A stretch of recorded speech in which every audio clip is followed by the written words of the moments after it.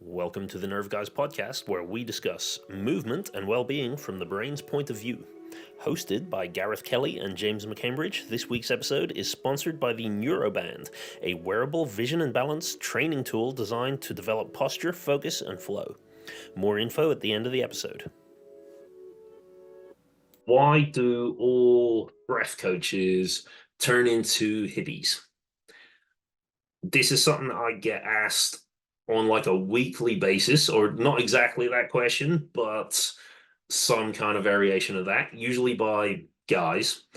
And most of the time, it's when we're doing some kind of breath work for like a pain or an injury problem, sometimes for like a mental health type thing, but very often it's like physical pain, chronic pain, and I would say most specifically as well, shoulder and back pain. But I think it can happen with loads of different types of pains, and it happens with other people too. But what usually happens is, you've got some people who are always open to the idea of something like breath training, and you've got some people who are always just like, that sounds stupid. It's just breathing. I've tried meditation. You're literally just doing nothing. Has no effect on me. I don't want to do it. And in that camp, when I start to work with somebody and I give them some breathing exercises, and if they start to notice that actually this is now having an effect on them, so they're in pain, they're starting to notice the pain levels drop, or maybe it's not fixing the problem, but after doing the exercise, they're like, oh, I actually feel quite chilled. All the noise in my head has dropped down 4 decibels, or things just feel a lot more calm and chilled out. After about 5 minutes, that's usually when I get the thing of like, yeah, but like I don't really want to be getting into becoming one of these breath guys that does all these ridiculous breathing exercises down at the gym, because I don't want to turn into a hippie like all of those breath coaches that I see online.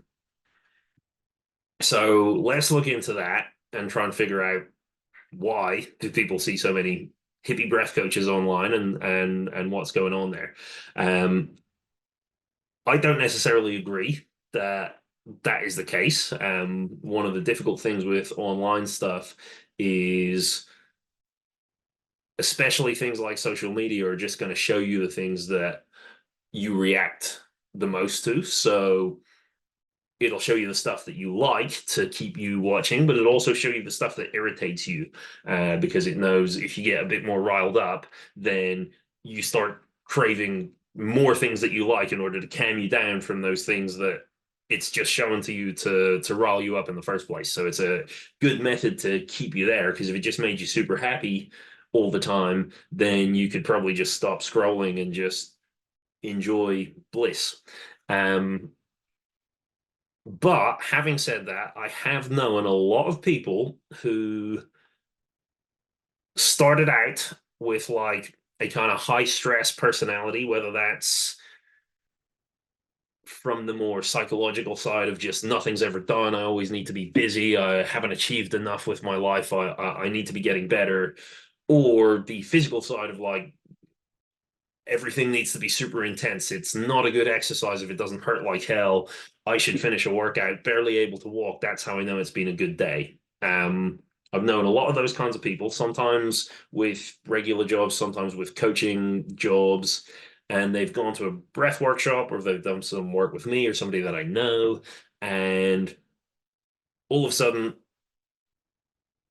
their personality shifts and they become much more like mellow, chilled out, and it's this shift from like, I always need to be pushing hard to the max. I need to be the most productive person, the most intense person, the heaviest lifter, to actually, I'm going to slow down a bit and I'm just going to chill out and enjoy my life, my workouts, my environment.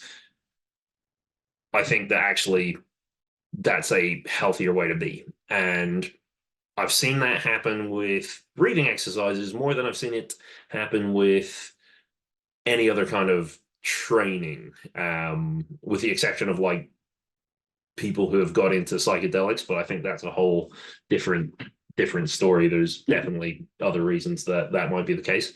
Um, and so that's interesting that you see so many people deviate towards that shift. And I guess that's what these clients that I have are referring to as like turning into a hippie of just, you know, being a little less productive and a little more peace and love, I guess, is what is being alluded to there. So I guess then the thing is that just what happens to everybody if you get into breath work? And yeah, why? So first, is that what happens to everybody? Absolutely not. I know way more people who've done breathing exercises and who found the breathing exercises helpful and useful and enjoyed them, but didn't necessarily start basing their life around, breathing and energy and just slowing down in general. Um, and I think one of the reasons that it happened, that when you see that kind of thing, is number one, you only ever see the most extreme cases. So the person who sees the most profound change from something is the person who's going to shout it from the rooftops. They're going to want everybody to know about it, even if it was just luck. So it could be you got your health improved from doing breathing exercises and there's a good scientific explanation for it. That's one thing. It could be, you made your millions gambling and suddenly you want to tell everybody how great gambling is because it had such a profound effect on you. Doesn't really matter. The people who see the biggest change are the ones who shout the loudest. The people who see a little bit of change probably going to keep doing whatever it was that they were doing, but they're less likely to have it come up in every single conversation. Might only come up when it's relevant. So you're not really going to hear about those people very much. So then what's causing all these people who have the really profound thing to have that kind of effect of like chilling out, slowing down, and yeah, just kind of having that kind of positive energy, hippie vibe about them. I would say the reason for that is that when you are in a really high state of stress for a really, really long time, that has profound effects on your behavior, your personality, your emotions, your relationships with other people. And so when you meet somebody who's been in that state for a really long time, they're going to be acting in a certain way. Couple of things that will tend to happen. Number one, the higher the stress level you are experiencing, whether it's psychological or whether it's physical, the less likely you are to be thinking about the future. When your brain perceives stress levels to be high enough and it thinks you're about to die, it doesn't really care about what's going to happen tomorrow. It doesn't care about what's going to happen the next day, 10 years down the line. None of that matters. So that means that you're actually in a rush because everything that's happening is happening within this little 5 minute window right now. And if you don't act quickly enough, and if you don't get things done properly enough, then your experience during this next 5 minutes could be really, really terrible. So you tend to find with very high stress, people struggle to think about the future. When they do, it's usually negative, and that means that they need to scramble to make now as good as possible, because if they don't, all they're going to know is kind of pain and negativity. So that's number one. The second thing is when you're in a high state of stress, we know that as like the fight or flight state. That is when, whatever you need to do, you need to escape or you need to deal with the problem, tackle it right now. Then what we should be going into is what's called rest and digest. And the word rest is key there. Basically, your body is designed to be calm and relaxed, not up to particularly much, maybe engaged in play and creative activities, like just doing what you feel like, playing around with things, seeing what happens if you do X, Y, or Z. And that's kind of the resting state that the body is supposed to be in. Then, when something stressful happens, you switch into a mindset of, right, problem, I've got to focus, I've got to deal with it. And once I sort it out, I'm going to go back into this nice resting state. Again, if you don't experience this, or if you experience this very little over a huge amount of time, like a number of years, once your body does get that feeling again, it's going to be so strongly anchored to the thing is like, oh, I remember this. This was that like calm resting thing. I need this. I want this back. And once it realizes that that is possible again, it's going to fire all the dopamine at you as it possibly can. It's going to fire all of the relaxing chemicals from your brain to just tell you this is somewhere you should be. This is something that's actually important. We've missed a lot of it, so let's start catching up. And so when you see that kind of like zen, chilled out, bliss type state, a lot of the time that comes from getting yourself out of a high stress state, getting into a more healthy state where you can be, stressed, but get yourself out of it.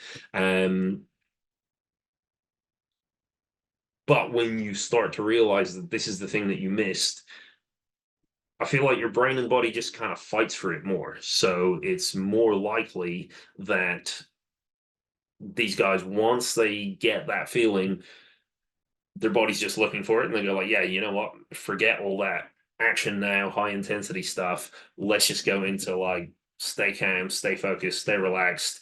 This is enjoyable. This actually puts me in a better state where I actually love my life more. And that, I think, like I said, that's what I think matches this kind of vibe of the sort of hippie peace and love type thing. Is it's just all chilled, relaxed, nice, let things just be. Don't feel like you need to influence every 5 seconds of your environment that is happening. And so that's basically what I think is going on. So then the final thing that we'll talk about today is, why is that happening? Like, why is it that breath does that over everything else? Why wouldn't doing isometric training or some kind of vision or vestibular, if you're into the neuro stuff, why would it be breathing particularly? And the answer to that is, it doesn't have to be. Any system in your body that is functioning in a way that causes you loads and loads of stress for a long time, if you can relax it, you're probably going to experience the same kind of feelings. But on the other hand, with breathing, because it's such a basic function that we do, and because it's so vital for things like fuel around our body. So when we breathe in oxygen. The oxygen is used in all the chemical reactions in our cells. So we use oxygen to kind of make a little explosion that turns glucose into energy. And so the rate that we're breathing determines how fast our heart is going to beat. When we're taking in more oxygen, that means there's a possibility for more reactions to take place. When we're breathing slower, that's less reactions. And so that actually speeds up or slows down our heart rate. And our body uses our rate of breathing to kind of help influence and dictate all of the other processes that are going on. So if we start to hyperventilate, our body assumes that it's because something bad and stressful is happening. So it's more likely going to put us into that stressed out state. If we start to breathe slowly and calmly, our body goes, oh, well, nothing bad is happening right now. So now's a good time to do all that digestion and flush out the lymphatic system, get rid of the toxins, repair the cells, repair the muscles, all of the reparation and digestion stuff can happen then. So breathing really does have the strongest effect on getting you into either a fight or flight or a rest and digest state. And that's going to be mostly down to one, your rate of breathing, to how you're breathing. So are you breathing with your upper chest? Are you breathing with your diaphragm? Are you breathing through your nose or your mouth? All of those things are going to activate different kind of nerves, which are going to then cause the brain to assume you're in either a stressful or a non-stressful situation.